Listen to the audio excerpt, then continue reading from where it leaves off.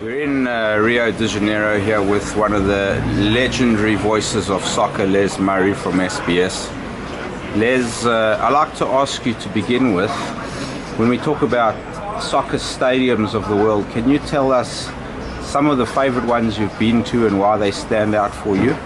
Well, firstly, let's call it football stadiums. No crime about the dreaded S word, but that's what I call them.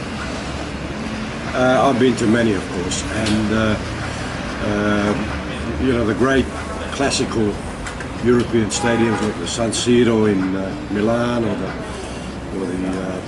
Bernabeu in Madrid, or the Camp Nou in Barcelona, Wembley, of course, Old Trafford.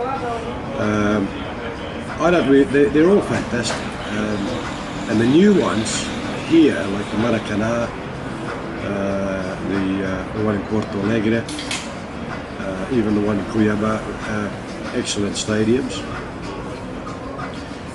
But my favourite, I guess, if you force me to answer the question, is the San Siro in Milan. It's a fabulous stadium. It's huge, but wherever you are, whether you're high up or not, you're close to the pitch. You feel close to the pitch. Magnificent atmosphere. So that's my favourite place.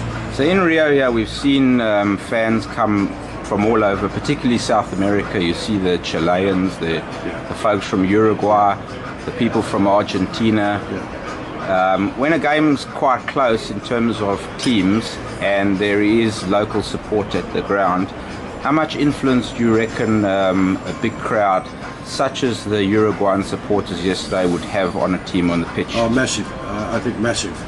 I've been to many stadiums where the opposing team, the visiting team, was simply intimidated by the level of noise of the home support. The River Plate Stadium in Buenos Aires was one when Australia played Argentina in a World Cup qualifier in '93. It was just deafening. The Centenario in Montevideo, the same. And of course Australia provided the reverse in Sydney in 2005 at Homebush, when in the return leg against Uruguay. And I think that unbelievable crowd support, the best I've ever seen in Australia in any sport, probably got the Australians over the line. Yeah, definitely. And that stadium at Homebush doesn't always lend itself to a great atmosphere. No, but it just tells you how powerful the home support was, that even in a stadium which is not really spectator friendly, it had such an impact on the game. I mean, I've never ever seen the national anthem, which was on that night sung by some singer, I can't remember her name, but, on the PA system, mega speakers, everything, but she was totally drowned out by the crowd singing the anthem. It was just awesome.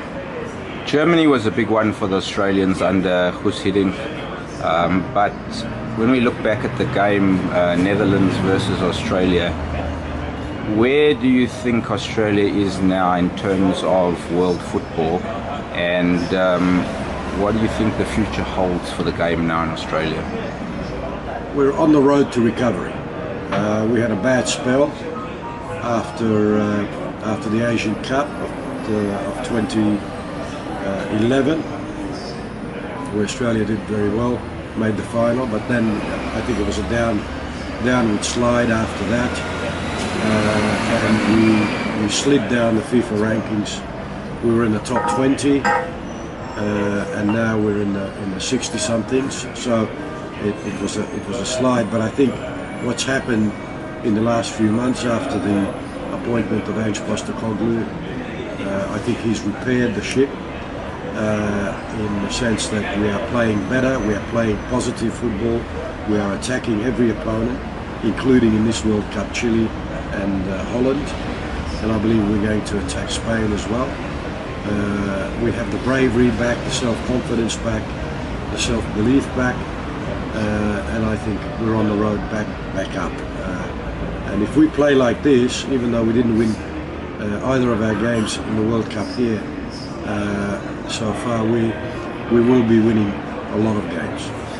There's still a number of weeks to go till this World Cup finishes, but the other day over lunch I asked you, who do you think is going to win the World Cup? And you said Brazil. Having seen them play now in the last match, maybe they didn't deliver the result that everybody expected, but you still reckon that they have enough in them to do what's required to win this World Cup?